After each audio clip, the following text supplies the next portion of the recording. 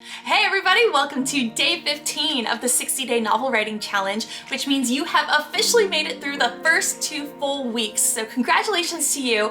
And today is also our very last day of idea generation. So we are definitely celebrating. I am drinking a mimosa this morning to celebrate all of our accomplishments. If you haven't hit that subscribe button below, go ahead and hit it now. And then whatever it is you're drinking today, go ahead and grab a cup, cozy up, and let's get to writing.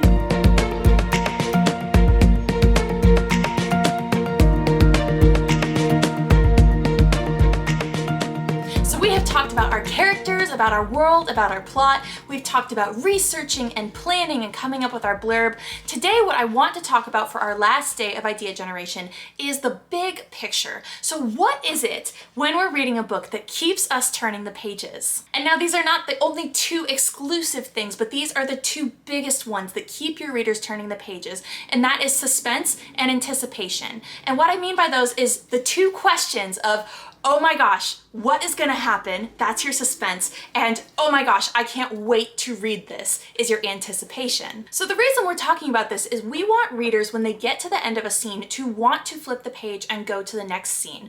And the reason that sometimes readers don't do that and they end up putting books down is because they don't know what's coming next. So it's completely unknown to them. And so they don't have any motivation to pick it up and keep going. So that is why it's so important to build anticipation and build suspense within the story so that your readers can't put it down. They can't stop flipping pages when they get to the end of a chapter. They have to go on to the next one. So we'll talk first about anticipation, which is when your reader knows that something is coming and they're genuinely excited to get to it. So one of the times when this could happen is when maybe two of your characters are in a fight, and so your reader feels that tension of the characters are at odds with each other and they're just waiting for them to resolve that. They will keep flipping pages until they get to that resolution because it's important to them, because that relationship is important to them. It's also anticipation when your reader knows that there's a mystery that's going to be solved by the end of the book. It's also suspenseful too, of course, but your reader knows that there's going to be some sort of a solution.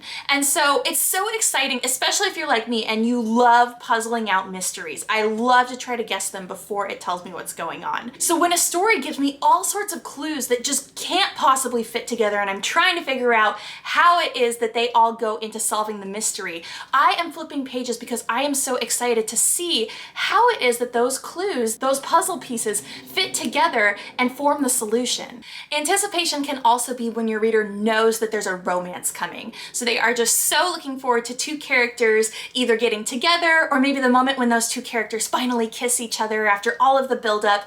I was just reading the second book in the Clan of the Cave Bear series, and it follows one girl and one guy throughout like the whole course of the book, and it's so obvious they're gonna get together. Like, there's no suspense about it. I know it's gonna happen, but I was just about skimming pages trying to get to the moment when these characters would get together. There was no possible way I was going to put that book down until I saw that romance play out because I was so invested and so excited to see it happen. Now, suspense is when your reader has no idea what's gonna happen and has to keep reading to find out. So this is, if we're talking about romance, this is like the love triangle, where you truly can't figure out, oh, is she gonna choose him or is she gonna choose this one? Is Bella gonna choose Jacob or is she gonna choose Edward? Is Feyre gonna choose Rhysand or is she going to choose Tamlin? So that's gonna keep your reader flipping the pages as well as they're trying to figure out how this love triangle is gonna resolve because they truly don't know and they really want to find out.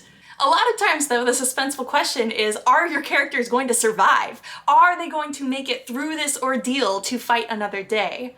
I was just recently rewatching Harry Potter and the Chamber of Secrets, and every moment of Harry Potter is stuffed with suspense of trying to figure out what's going to happen, just from the beginning of the movie, where Harry is being treated so horribly by his aunt and uncle, and then Dobby shows up and makes everything worse, and you're just wondering, how is he possibly going to get out of this? How is he going to get back to Hogwarts? And then, you know, they show up in the flying car and they come to take him, and even just the little moments are full of suspense as Uncle Vernon reaches out and grabs his foot, and you don't know, oh my gosh, is he going to pull Harry back in the window, or is Harry going to make it into the car?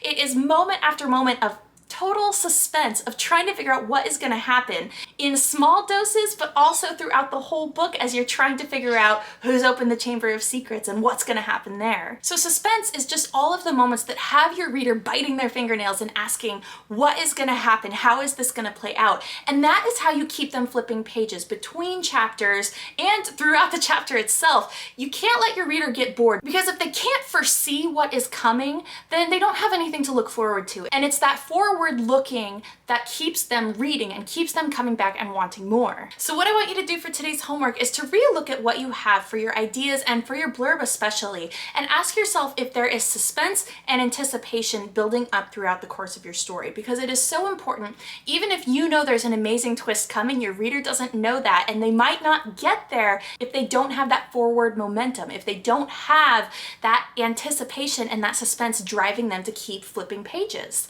So examine what you have so far and see if there are ways that you can come up with even more foreshadowing to put into your story so that your readers have more and more to look forward to. And of course, this is the last day of idea generation, so you're going to come up with 10 more ideas for your notes and ideas section. That should be a total of 150, and then we are going to be moving forward onto organization tomorrow. So thank you so much for joining me on these first 15 days. I hope you guys have come up with tons of ideas. We're definitely not done. We will be coming up with more and more ideas throughout the course of the challenge, but tomorrow we're going to start on organization, and I am definitely looking forward to it.